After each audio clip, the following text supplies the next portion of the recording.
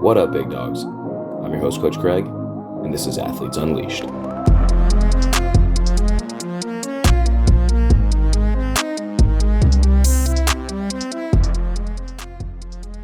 On today's episode, my guest is a high school student and former baseball player. We discuss moving on from a sport you love, what factored into his decision to stop playing, and the newfound joys of embracing his creative talents and competitive drive. Please enjoy my conversation with Gannon Blade.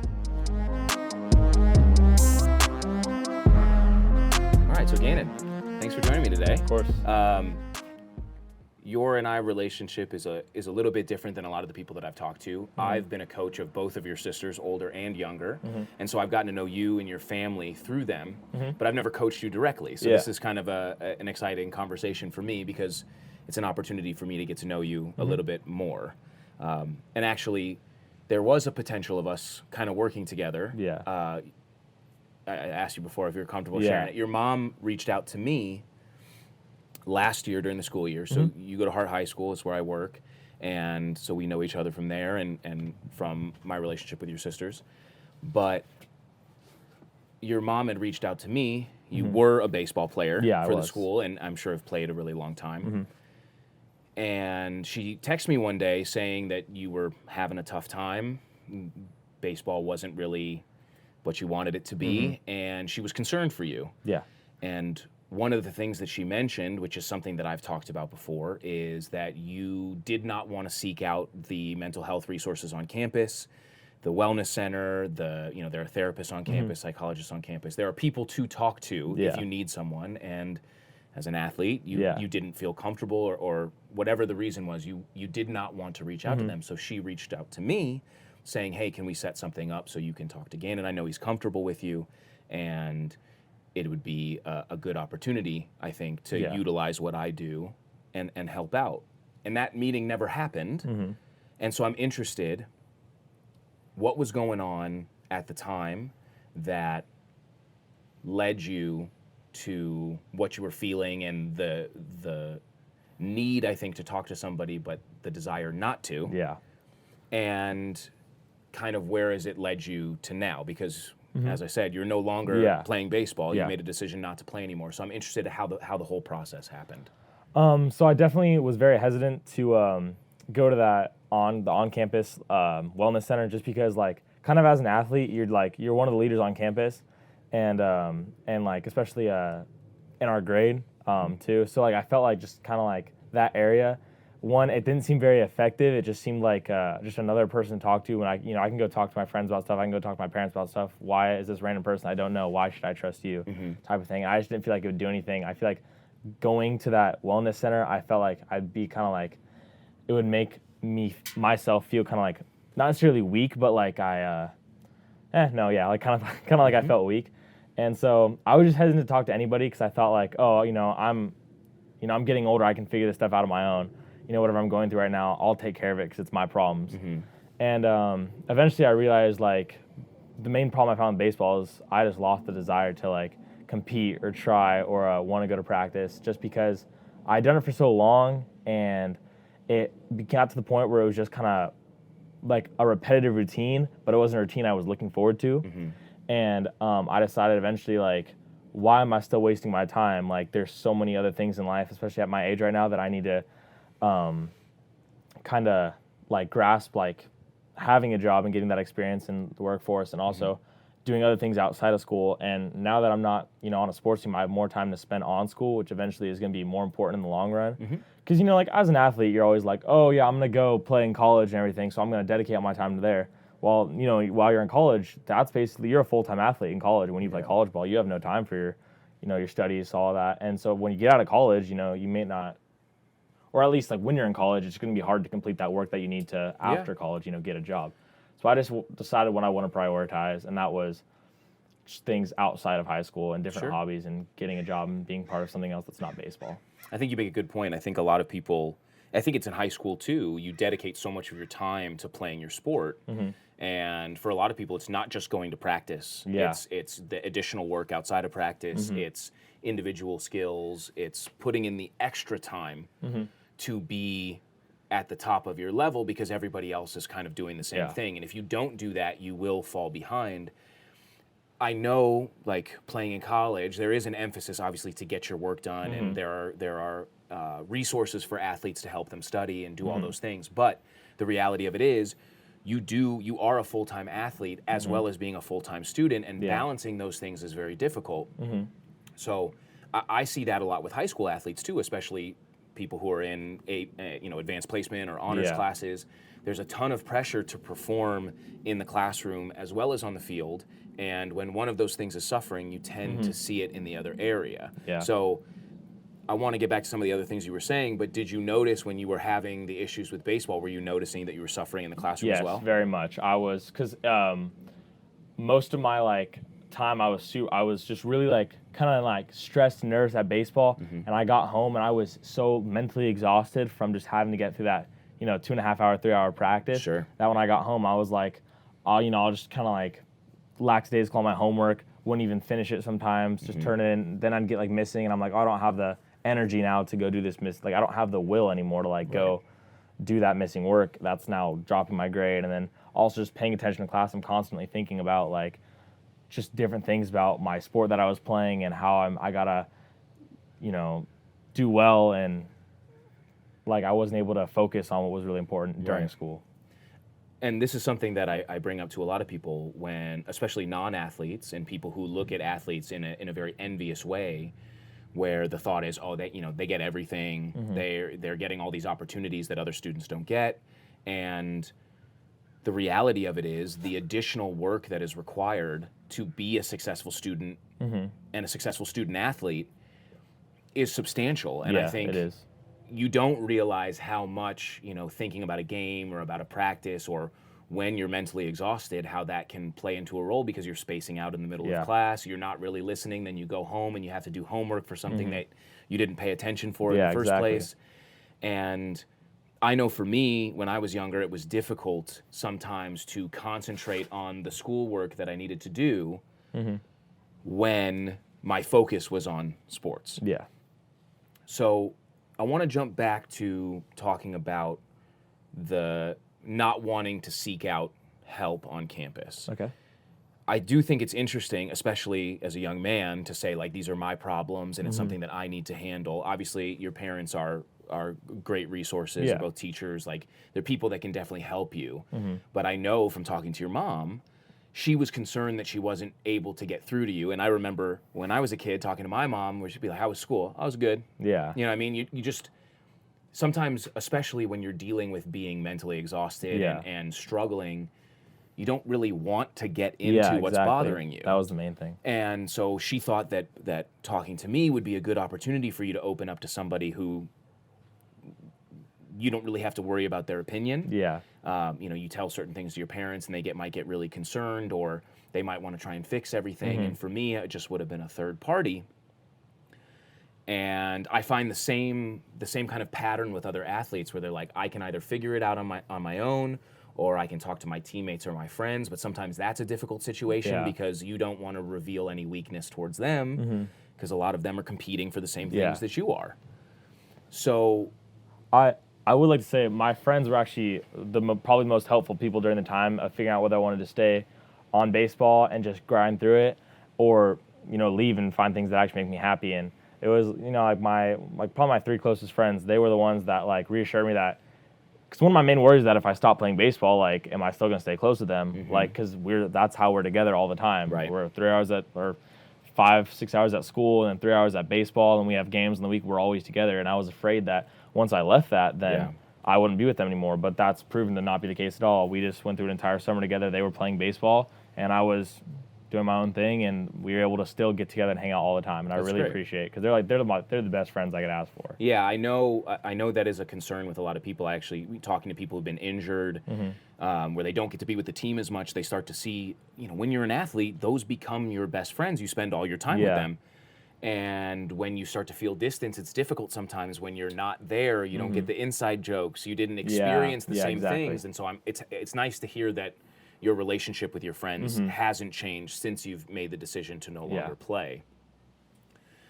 So I think a lot of things that I deal with athletes is when they transition out of playing their sport, whether it be they decide to no longer play, or they lose their career to injury, or they age out to a point where I'm like, I'm going to college, I'm not going to do sports anymore.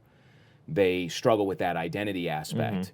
But one of the things that I like that you said, where you were finding things outside of baseball that you love to do. So what are some of the things that you found that you've been passionate about that since you are no longer dedicating all that time to baseball, you've been able to dedicate more of your time to? And have you found anything that's really invigorated you where you're like, this is a direction that I want to explore? Yeah, definitely. So there's been a couple things. So the first one, I think after baseball even during baseball, I was still doing, but I just got to do more of and have more fun with it, was music and playing the guitar and just learning more about that. Because during baseball, I could still do it, but I never got to ever take lessons or learn how everything actually worked or music theory or all that until I finally got out. Then I was able to start going to classes and different lessons, and I learned more things that I felt way more passionate about the guitar and music when I played baseball than I did about baseball. Yeah. Baseball was just whatever, but guitar was like, oh, I really like this. This is what I would dedicate time to.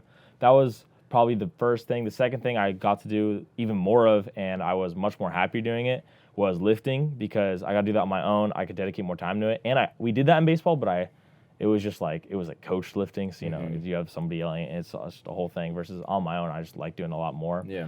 And I had a great time. I have a great time with that, and I love to do that. It is interesting how when something becomes a personal choice versus something that's a requirement of your team, exactly. you're able to kind of explore it and find some greater enjoyment. So I do want to talk about that, but I like your idea with music. So even when you were playing baseball, and obviously you love the sport, right? You were playing it for a reason, and I'm interested if in the future you think you're going to be able to go and play for fun and find that love again, because I feel like for right now, you probably don't love it as much as you once did. But even when you were playing, music was like an outlet for you? Music was definitely my main, if I were to choose two things, if I were to go play baseball or I want to go do music, I'm going to do music 100% of the time. And why? Just because I felt like there was a lot of things that I struggled with baseball, was the pressure, the expectation from the coaches, and then trying to impress, not even the teammates, just people in the stands. I felt like I wasn't playing for myself, versus the guitar, like I'm doing this for me. Because I'm playing, I'm the only one listening to it. Right. So I'm doing it for me. There's even if I mess up while playing, nobody's going to go judge me for it. I'm doing it on my own. I'm still learning too, so there's an excuse to, if I mess up a couple times versus baseball. I've been playing it for probably 10 plus years by the time I stopped. So I was like I have to be perfect at this. Why am if I mess up, even though it's a game of failure, if I'm still thinking to myself, if I mess up, why am I messing up? Well, I can relate to that big time. I was a baseball player when I was younger, and I didn't know it at the time. Because it wasn't as prevalent a thing, but I suffered from a substantial amount of anxiety over playing baseball. And I had baseball and soccer, and I ended up stopping playing baseball to focus on soccer. And one of the main reasons was I didn't have the anxiety playing soccer. Yeah. I loved to play. I was really good at it. And, I'd be nervous before games, not to play, but to do the warm-up before the game. Yep. Yeah. The warm-up before the game used to drive me insane, and I used to get the yips and not be able to. I was played first base. I couldn't throw the ball to second base. Yep. And then I would be so worried about not being able to throw the ball to second. I'm laying in bed the night before a game. I don't care about at bats. I'm not worried about getting hits or striking out. I'm worried about, can I make a throw, a 90-foot throw from one base to another, because the expectation was in warm-ups, we're trying to intimidate the other team a little bit. We're trying to show how perfect we can be. And you said it yourself, baseball is a game of failure. Yeah. If you fail 7 out of 10 times as a hitter, you're an all-time great. Yeah. And the pressure that I put on myself and the expectation that when we went out, you were perfect in this. It must have been 7 minutes. Yeah. But those 7 minutes, I was so anxiety-riddled over those things. And in the grand scheme of things, it's like, that shit didn't matter at all. Exactly. That doesn't affect my life whatsoever. Yep. But in retrospect, I look back and be like, man, I had major anxiety about that. Pre-game would get me so. I remember because I played left field for 2 years, and that was the Frost and JV, and that was the two balls hit there first every time. So you're the first person to get the ball and first person to make the throw. Yeah. For the entire pregame, and that was really stressful, especially because I got the yips too. Eventually, I think it was I want to say December to February. There was this period where I could even a 10-foot throw, I'd like get the ball and like I'd throw it like a dart. Like I couldn't even throw it correctly. If I tried to throw it fast correctly, the ball would be going in all different directions. It was terrible. And so like that drove my anxiety through the roof. Yeah. Eventually, I just needed to. I got over it just by like, I don't know. I just slowly, progressively stopped. But it was a ton of anxiety every game, and you play a lot of games and a lot of practice. Yes. And it's a lot on your mind. It's funny. I feel like baseball, especially, is very much a confidence sport. Yeah. I mean, obviously, I think all sports you benefit from having a lot of confidence and playing with that level of confidence and building yourself up in a way. I mean, I'm a goalkeeper. Like, it's all about you make a mistake, you got to puff your chest out and pretend like it didn't happen. Kind of same with football with like a defensive back. You get burned, you got to come back the next play and do it again and pretend like everything's fine and that you're the best in the world. But for whatever reason, I think maybe because baseball's a slower game, I just had more time to think about it all the time, and that confidence waned, especially when, I feel like there's a reason why guys go on hot streaks and have slumps, and it's because a lot of it is a mental game. A lot of it is mentality, and a lot of it is how your mental state is relating to your confidence. So it's interesting for me to talk to. I mean, I think you're the first baseball player we've talked to, and it's something that I relate to very much because I really struggled a lot with my confidence when I played. I was a good player too. I had no reason to not have confidence. Yeah, that was the same for me. I had we were talking about hot streaks and slumps. I had, freshman year I had a really amazing hot streak, and then I went in a slump and I was stuck, and that's when my confidence dropped a lot. And then once I kind of got out of it a little bit, I'd come back from football. I think is when my I started. I was okay. I was still a mess, just like. Had a lot of medical issues after football, and it was really rough coming back to football my sophomore year, or coming back to baseball my sophomore year, and I was just very mediocre that year, because I really like at that point I was like I don't really care anymore, like I don't find the joy anymore. That is interesting to me when you kind of lose when it's a combination of like my mental state is not great, I don't have confidence, and I don't love this anymore. Yeah. I think I respect you for making the decision of being like, I'm done. It took me until my senior year, and the reason why is because I had opportunities with soccer. Yeah. But I decided this wasn't for me anymore. I remember the moment where we were supposed to have signed up for like the summer league. I remember the moment where my coach was like, hey, are you playing in summer league? And like I got up the courage to tell him no. Yeah. And I was very intimidated by my coach. And I think that's kind of how it works. Baseball seems to be kind of that way. And it took a lot in me to just say, I'm done. Yeah. And then, but once you do that, it's a bit of a relief off your shoulders where it's like, okay. And it's amazing. I said I was done during the season, and I feel like after I was done with it and I took the pressure off myself, I played much better. Oh. Which is kind of ironic, but like it makes sense that I was no longer concerned about how it was going to affect me in the long run. I was done. And you said it yourself. Baseball is a very time-consuming sport. Yeah. It's a long game. Practices are long. The season is long. So it's a huge dedication of your time. And if that time is being spent doubting yourself and really not enjoying what you're doing, I find it was a bit of a slog. Yeah. Whereas I felt with other sports, not so much. So one of the things that your mom reached out to me, and I think she didn't want to breach your trust by kind of going around you, and I feel like she wanted you to initiate the conversation between us. And I remember I even have I have a notebook that I use with when I work with athletes, and I have your name's in it. Like I had an entry ready to go because I was expecting a call from you, and it just never happened. So was there a moment in the season last year where you felt a turnaround, where things started to shift for you, where you didn't feel like it was a necessity to reach out to anybody at anymore? Actually, I think I don't think there's ever really like a turning point in why I didn't call you. It was more just like I was kind of set on like I wasn't going to talk to anybody because I didn't want to I knew that if eventually I was going to talk to somebody, I'd come to the conclusion that I didn't want to play baseball anymore. And at that time, I was like, I can't I don't want to tell my parents like I don't want to play anymore. Yeah. I don't know why. I knew that they're really supportive of anything I do, and they'll believe that whatever I think is the right decision is the right decision. But something was telling me that like I really can't not play baseball for them because they've done so much for me. That'd be such a waste. So I was like, you know what? I'm just gonna push it all off. I'm gonna ignore how I feel about it, and I'm gonna do it for them. When eventually my mom was like, maybe they just don't play baseball. And I was like, It gave you the avenue to say okay. yes. It's so funny. I see so much of myself in your story because I had the same thing with my dad's the biggest baseball fan on the planet, and he loved the fact that I played baseball, and he was the one I was most worried about telling that I didn't want to play anymore. And he did the same thing. He's like, "Do you even want to play anymore?" And I was like, "I don't think so." He's like, "Okay." Yeah. And it was like, that's literally how it went. "Oh, okay, so I I was can just be expecting- done." Yep.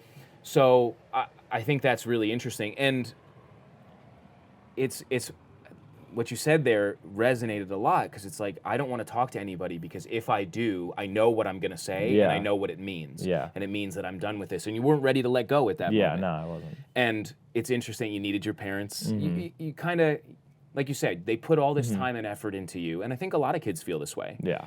Your parents dedicate so much time and money and effort and travel and all of these things into your sport, and then at some point you grow out of it and you feel bad. You feel guilty for not wanting to do it anymore.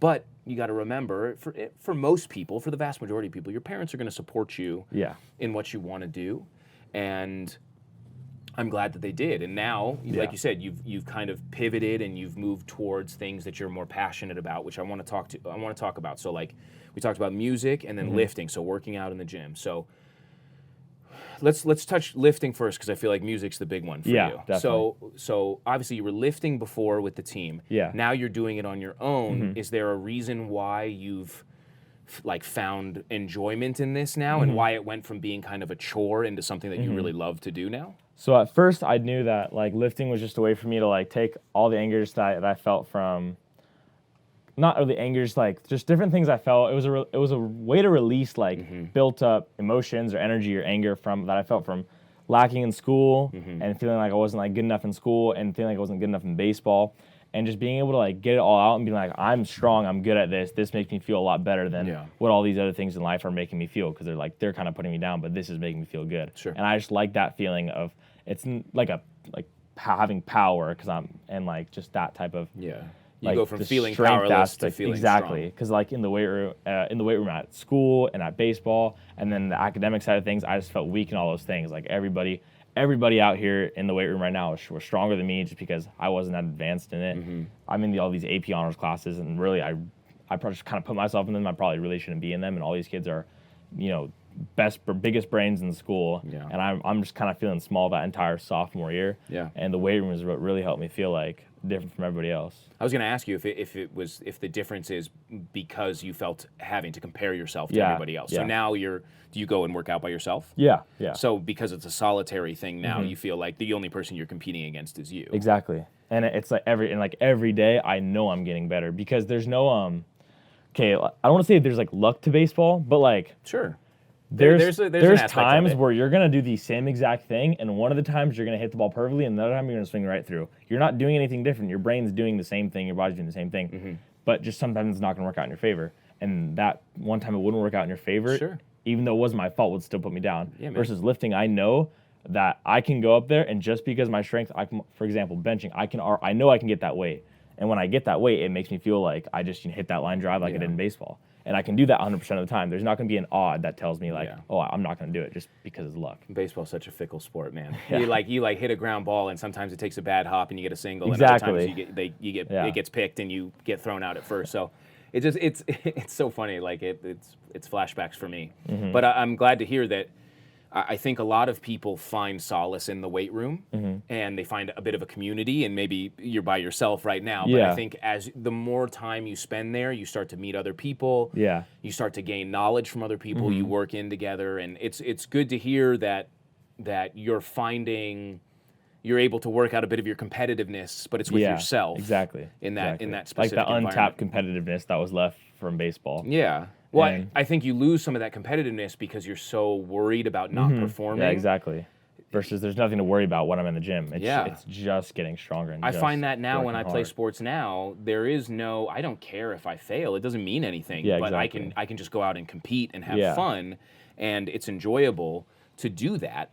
And so, I'm glad you found that in the gym.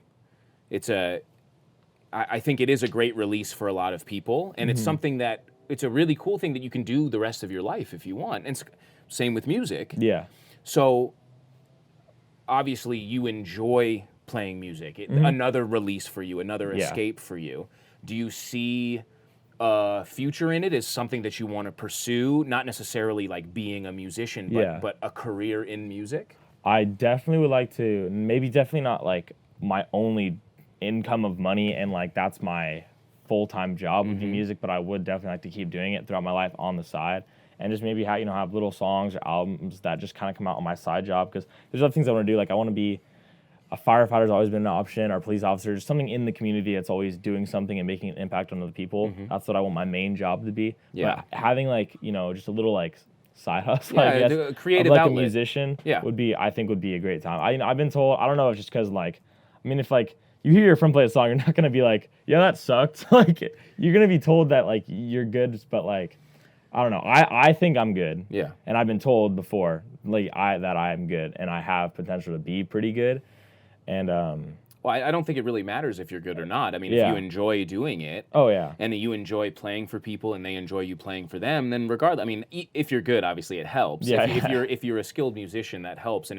But I really think if you find enjoyment in doing what you do, other people will enjoy what you do. And the reality is, if you're just doing it as a creative outlet on the side anyway, then the only person it really matters to is you. If you're enjoying it, and I think this is something as an athlete mindset that we get into is I'm doing all these things and I'm putting in all this work not only for me, but for my team and for my coaches and for my parents, and to achieve something and to get somewhere, and you lose the love of the game along the way, and you forget why you loved to go out to practice when you were 6 years old, or why the feeling of getting a hit, cracking a double into the outfield.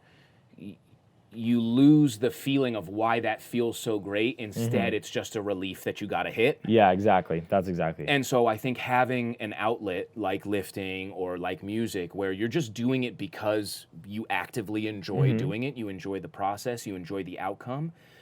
I think for a lot of athletes, it takes some time to find those things. So it's nice that you found that you had that, and then you've kind of leaned into it now. Yeah. That you've removed baseball from your life. I hope, as someone who gave up what they did for a while and then found it again and remembered why they loved it so much, I hope that at some point you can come back to it and go out and, you're a firefighter, you play softball with the firehouse or whatever it might be, you can find your love for the sport again. Because for me, that kind of reawakening of why I love to do this in just in a different environment allowed me to fall in love with my sport all over again. But I think it's good for athletes to hear that just because you define yourself as an athlete, or just because you've dedicated 10 plus years of your life to this thing, it doesn't have to be the only thing that defines you. It doesn't have to be the only thing you're passionate about. And it's a great answer to, do you want to have a career in this? And you're like, yeah probably not. I just want to do this because I enjoy it. And that to me is a really important thing. I think a lot of people your age look at everything they do and it's like, how can I monetize this? How can I make this a job? How can I get paid to do this? As opposed to just enjoying a hobby that you have. Exactly. And I feel like like we were saying, monetizing, that can lead to it becoming too stressful. And then that thing that I once loved that was so important to me and changed my life, now it's gone because it made me too stressful. Same thing with baseball. It basically was like, in a way, it would be like my job, because that's where I went to every day after school for multiple hours. Yeah. That's what I worked for, my boss, my coach. Eventually, it just became so much, and I was trying to get something. I was getting nothing out of it, and I was trying to get something out of it. Sure. And it became nothing. And that's with guitar. If I try to monetize that and make money off of it, I'm going to try, I'm going to stress too hard over it. I'm going to do all this stuff, and eventually it's going to be like, oh, this isn't worth it anymore. Yeah, I think this has come up on the podcast multiple times, and there is a word for it. It's called burnout. Yeah. You burn yourself out doing these things because you've dedicated so much time, and when something becomes your job, you inevitably burn yourself out on it if you're not managing your work-life balance and all those things. So I think it's important for people your age, and then as you continue to get older, to make sure that there are things in your life that are important to you that you do for pure enjoyment. Yeah. Whatever those things might be, whether it be, writing or filmmaking, like our producer, having something in your life that you do because you love it, I think is very important. And for a lot of people, that is their sport. And then at some point, you get burned out and it's no longer that thing. And you have to wrestle with, how does this make me feel? Who am I now if I'm not this person? And it's nice to see that you've been able to make the transition, because I think a lot of people in your position would struggle with like not feeling like a part of the team or feeling like you're missing out. But instead, you feel like you have more opportunity to do everything. Yep. That's great, man. Yeah. So music is going to be the thing moving forward for I feel sure. like, yeah, it will be. And that's where your passion is leading you. That's where I can see myself actually working towards and being exciting to work towards. Excellent, man. And enjoy that. I'm really glad to hear it. I obviously was looking forward to talking to you. You know, it was probably like 6-7 months ago that we were going to have this, coach-client, I hate using the word client, but coach-client interaction. Yeah. But I'm glad we're finally having it now. And it's funny, like I've known you a really long time, but we've never had a conversation like this where I realize, oh, dude, like you and I have been through very similar things. Yeah. I relate to a lot of the stuff you're going through. And the reality is, I think there are a lot of people out there, especially a lot of baseball players, who can relate to the same thing. The pressure is always there. And regardless of the sport you play, you're constantly feeling pressure to yourself and to everybody else who's involved, especially if you play a team sport. So I appreciate you being open. Not everybody, especially when originally you're like, I can handle this issue by myself. I don't want to talk to anybody. I don't want to admit what's wrong. I think a lot of kids struggle with that, because in admitting what's wrong, you are admitting that you kind of already know what the outcome is going to be, and you're afraid to admit that to yourself or to anyone else, because once you say it out loud, you really can't take it back. Yep. So I appreciate you being vulnerable. I appreciate you kind of taking us through the process. I like to wrap up every episode the same way, and that's asking my guests if they have a piece of advice for someone who's going through a similar situation, who might be out there listening. And I think for you, there are going to be tons of people who can resonate and relate to your situation and doing something that they formerly loved, that they are grappling with not loving as much anymore. So do you have a piece of advice you'd like to give them? I just say that if there was something that you once loved and it's right now it's just causing you more stress and anxiety and it's actually just degrading you more than anything, and then there's something else that you're finding that you're loving, go for that something else that you're now loving, because in the end it's going to save you much less stress, and it's just going to be an overall better decision for your mental health and overall well-being. That's great, man. Yeah, I mean, one of the things that we talk about in health and wellness is experimentation. When you're going into a new avenue of your life, it's good to, I like the word failure. I think failure is important, but a lot of people don't like to use the trial and error or trying new things and failing. And so experimentation is a word that gets thrown around a lot. And the reality of that is you're just trying things. You're trying to see what works. And for those people who have maybe or are moving away from the sport that they love and they're not sure what to do next, I would say try things. But if you've got something that you've already tried that is something in your life that you feel passionate about, I think you should pursue it and see where it goes, because at a minimum, you find something that you have that you love to do, and that is an escape for you, where there aren't pressures or expectations. It's just something fun to do. So I'm glad you found that, man. I appreciate you talking with us today. Appreciate you, brother. Thank you. All right.